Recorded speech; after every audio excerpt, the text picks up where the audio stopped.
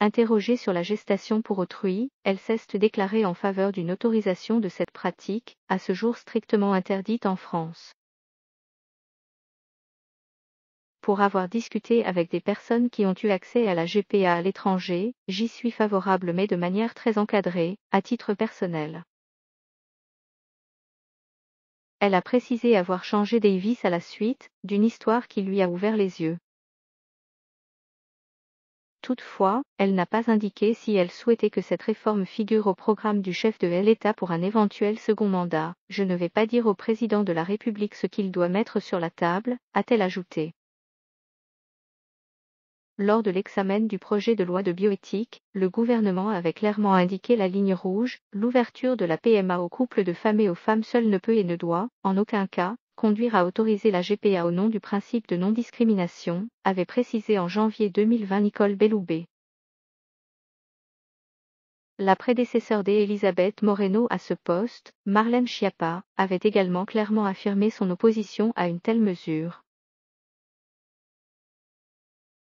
Toutefois en décembre 2019, la Cour de cassation avait validé l'entière transcription à l'état civil des actes de naissance d'enfants nés par GPA à l'étranger y compris dans le cas de 2 couples d'hommes.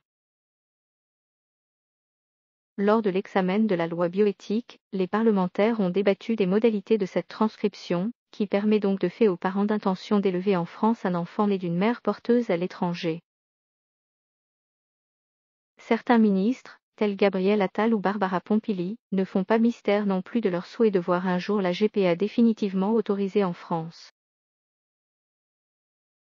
Rassemblés dimanche au Trocadéro, des opposants au projet de loi bioéthique et membres du collectif La Manif pour tous ont manifesté pour demander le retrait de plusieurs mesures de cette loi, dont la reconnaissance d'un lien de filiation entre les parents d'intention et les enfants nés de GPA à l'étranger.